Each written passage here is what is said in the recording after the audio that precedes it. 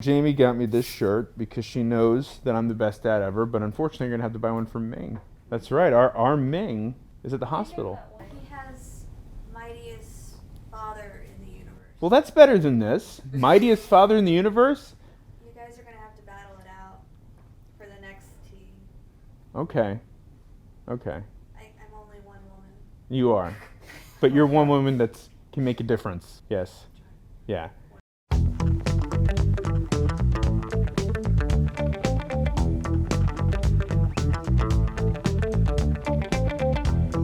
Alright, I wanted to just do a video on basic composition.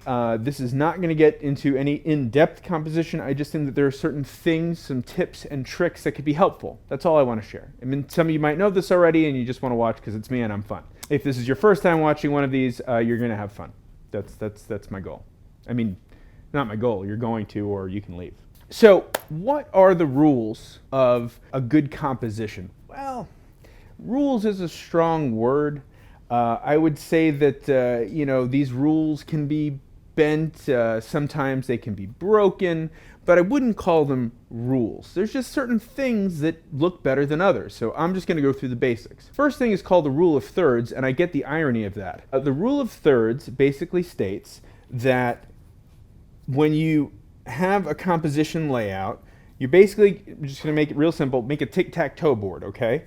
So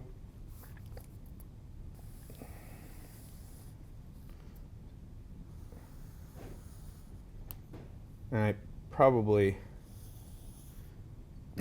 doing a horrible job at this. All right. Now we're gonna make a tic-tac-toe board. All right, we're gonna make a tic-tac-toe board. All right. Now I'm not measuring this out or anything, but I'm just kind of eyeballing it here.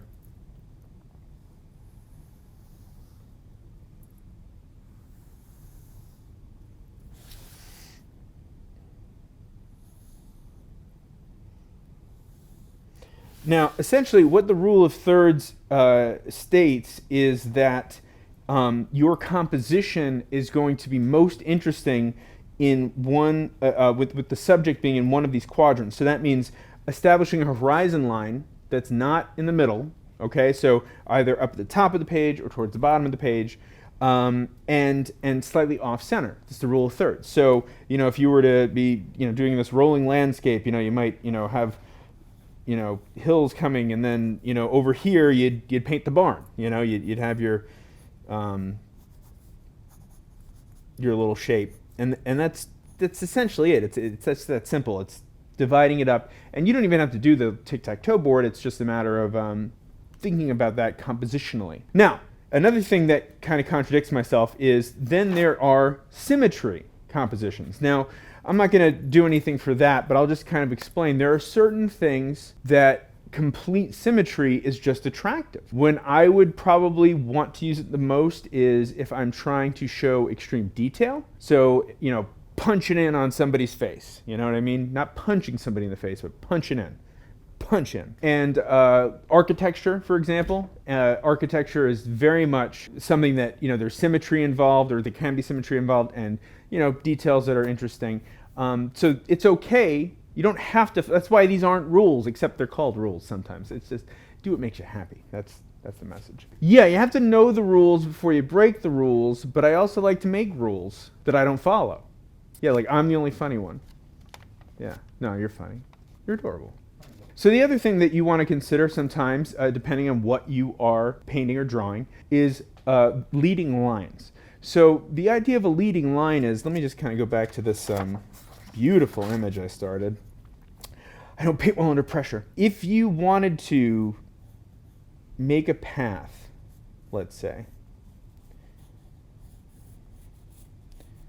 the idea is to make lines that make the viewer's eye travel. Now, this kind of coincides more or less with the left to right rule, which I really don't like that rule. I don't really buy into it so much. But I mean, there is like logic to it. The left to right rule is you want to basically start, well, let me do it in the mirror, on the left and then lead the eye to the right, because at least in countries where the alphabet goes left to right, that's how your eye automatically goes back and forth. However, I don't see reverse compositions in, Arabic art, or Hebrew or any other language that isn't spelled or written. I don't see a lot of vertical Japanese art. You know what I mean? Actually, I do see a little bit of it. Okay, so maybe it's true. I don't know. I'm not a professional Japanese artist. That I can tell you for sure. But yeah, these leading lines take the viewer through your story, lead them in the direction that you want them to go in. These are just things to consider. Now, another thing, basic thing, and I guess this kind of coincides with the rule of thirds to some degree, the theme of triangles. Fascinating. Absolutely fascinating. If you look at, and I'll have Jamie pull up some graphics if she wakes up. Keep drinking. I don't have Ming here to, what was I saying? I suck. Okay. I'm freaking losing it. I'm terrible. Okay, triangles I find are fascinating. Now, I'm going to have Jamie pull up some graphics to show you just some examples. This is a theme that went on for a long time, and a lot of them are these Renaissance type paintings, like the Madonna with Child. You'll see this triangle forming in the shape. There's something about that composition that's just aesthetically pleasing. Now, along those same lines, there's also something called the rule of odds. Okay, there's a lot of rules for no rules, and the rule of odds is just simply stating that it would just be more interesting when you have an odd number of elements than nice and even. Where I'm sure that if you're following that symmetry sort of situation, that might not be the case. But I guess you can put one in the center and two in the. Doesn't matter. I don't know what you're doing. But the rule of odds is basically saying that having an odd number of people, let's say, or buildings or trees, that creates visual interest. All right. Triangles, diagonals, they create a dramatic tension. Okay. When you think about, let's take this scene right here, me standing here, okay? I am on a, why are you guys all looking at the ceiling? It's let's all look right here. You're like, all at once. You will see that I am on a horizontal plane, hopefully. And it's stable, I'm grounded, okay? I'm on the ground, and it's something that, when you just look at it, it doesn't make you think of anything else. It's just okay, it's just somebody standing on the ground. When you start to shift that foundation, okay, that is when this kind of this dynamic tension creates itself. So triangles, diagonal lines, it almost makes the viewer slightly uncomfortable. Now, in Hollywood, they'll do this all the time. If you're watching a horror film, a lot of times, if there's a scary scene where there's a chase scene, they like to do the POV of the person running, and what you see is them bouncing up and down, and it's something disorienting, and there's something nerve-wracking, and it creates tension. It's sort of the same thing. You want to create an environment that, scares people. No, you want to create an environment that creates that dramatic, dynamic tension that will keep the viewer engaged. Just another one of the many things that we've covered, that we will cover, that goes into different basic compositions. And I should say, I've mentioned my friend Dan Nelson before. He was one of the first people to give me some advice that I, to this day, still use, and it really does work for me. What he says is, whenever you're doing a drawing, or he says, draw a border on the page. Okay, so going through, and I probably mentioned this before, but his philosophy is two things. One, when I have a border, he was absolutely right. I absolutely start thinking more designerly. I'm all of a sudden I'm in a box, okay? The other nice thing about this is, if I want to go out of the box or think outside the box or paint outside the box, I have the space to do it, okay? So I might not take a Jerry's jumbo jet black pencil to do this. I would probably take a softer lead pencil, but something erasable. I don't want the border necessarily to stay, but the idea is just creating a border. It just gets you thinking more designerly, and it helps you kind of grasp where these rules may, or guidelines, or whatever you want to call them, may play into it. Okay? And a lot of these things, the rule of thirds or even triangles, it plays into just changing your point of view. You could paint, a cityscape, okay, across the Hudson River there's New York, or God forbid Newark. And, that's great. But what if you were to put yourself up high in one of those buildings looking down? That, again, you would have that kind of triangular shape and diagonals. And also, it's a part of composition that, this is more dramatic. It will make a bigger impact, more oomph. Okay. The last thing that I'm going to talk about, and you might have heard of this, you may have heard of this, is something called the golden mean, or the golden ratio, or the golden corral. It is, I have a technical definition written down here. Let me go ahead and read that. Two quantities, and when I read this to you, you're going to realize why I really don't want to read it. Two quantities are in the golden ratio if their ratio is the same as the ratio of their sum to the larger of the two quantities. Now, doesn't that make sense?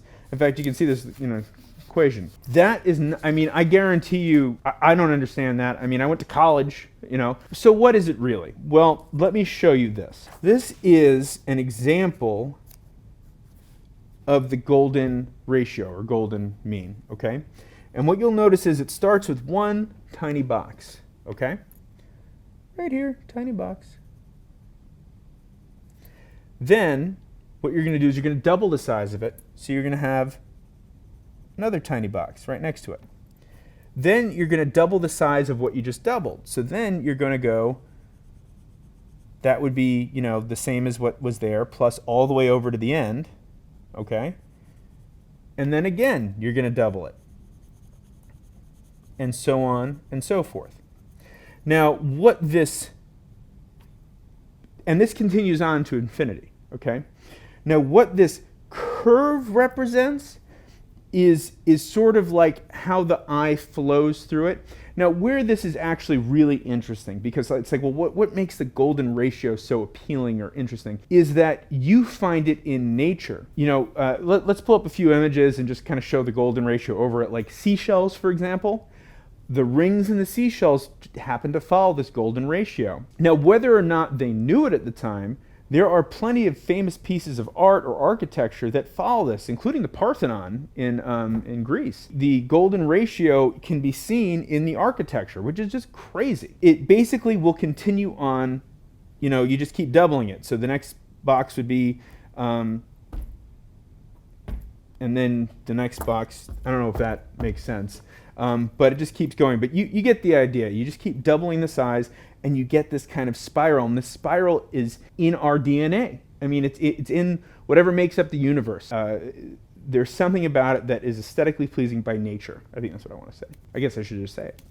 So I did. With this golden ratio, I sit here and say, it's in nature. But in terms of how long have artists been noticing this, it's believed to go back at least 2,400 years in ancient Greece. Now, I mentioned it's in the Parthenon, it's in their art. Was it intentional? Did they know they were doing that? Was it just because that's how it happened? We don't know. I don't know. I would ask, but they're dead. But it's been around a long time, and I'm guessing since the beginning of time, since we see this in nature. And the other thing that I should point out is this can go in any direction. You don't have to, any direction will work to achieve that golden ratio method, that spiral method kind of thing. Right. Okay. A lot of times, the reason that these rules contradict themselves is that, you don't always know what a particular artist is trying to express. So you might hear somebody say, well, don't leave empty voids in your art. It's more interesting to balance the elements out. It's more interesting to have, different things. It doesn't have to be even amount of things, but it's more visually interesting to have balanced elements. You have maybe one or two things on this side, and then you put something down on the bottom to kind of make it, just anchor it in. But what if you want to express your loneliness in the universe? You're longing for companionship. The emptiness of your life or the universe. Yes, this is getting heavy. That void speaks volumes if that's the story you're trying to tell. Does that make sense? Okay, I'm getting a nod from Will. The idea is if it works for what you are trying to tell, that's where it's no rule. It's that if you want to express that this is something that is on an island, on its own, then go ahead and leave that empty space. It doesn't matter. In fact, sometimes negative space can be very interesting in composition. Do you have any composition tips? Anything that you'd like to share with the group for share time? Share and show and tell? Yeah. Leave them below. We'd love to hear how you like to compose your art. And feel free to link to places where people can see it. I want to encourage that. I like linking. I like to I take a look every now and then. Yeah. I respond to people. I do. Try to. Sometimes I miss. We get a lot of videos that people I mean, we've got like a lot of videos, but I do my best. So make sure that you take care when you are doing your composition. I mean, anytime you make art, you want to take care. And make sure you take care of me on Instagram at Mike Not Jerry, where I continue to balance the elements while breaking the rules for your entertainment. Yeah, you like that? You awake? Okay. Yeah. So follow me there. Fun stuff. Just a continuation of the conversation, and also behind the scenes stuff, outtakes. You know, believe it or not, I say some weird. So yeah. So sometimes we put it on there. Sometimes I share too much. Anyway, yeah. Will, do you have anything to comment on this? I don't imagine you would. Now, there's certain things for video that this, you know, like foreground and foreground elements, and was that making sense with the whole camera thing? The rule of thirds applies to video and photo too. Right, videos, photographs, it's not just exclusive to the fine artist at all. Okay, all right. Was that interesting at all? Were you interested? Okay, if Christina's interested, Katie's interested, Will's interested, I know you're interested. And make sure that if you want to keep up with things going on, you are part of the Jerry's Autorama Facebook group. We do Jerry's Live once a week on Tuesday nights at 5:30 Eastern Standard Time with Amy Gardner-Dean. You'll see her in the after parties we do. She's the host of that show, and we're tackling all kinds of great subjects, things that are very interesting, and it's live, so you can engage with us, you know, which I like, you know, the one-on-one time. Every one of you I'm getting one-on-one time with today. And it's going to be weird. Just warning you. Okay. Except Ming, because Ming's having a baby. I mean, his wife's having a baby. It is exciting. Ming's having a boy, okay? So I'm hoping that they have beautiful, half Caucasian, half Chinese babies. The next Brandon Lee is Ming's child and my child. That's what you need? Work that out. Okay. Just without the death. Yeah. We will not let them be in any movies with crows. Absolutely not. Yeah.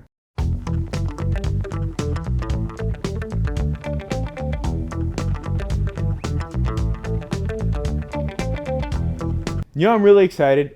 So whenever on the weekends we go for walks in the morning, I wear L on me. I get an extra calorie burn. We're close. I told Natasha, I said, I want to wear her Yoda style. So I'm going to start, you know, pass on what you have learned. They make a thing for that. They make a backpack for that. Yes, and I'm going to put the ears on her. Yeah, she's going to teach me the ways of the Force. I'm super excited. I got to get the sleeveless shirt, and I got to make the face. You know, it's going to be exciting.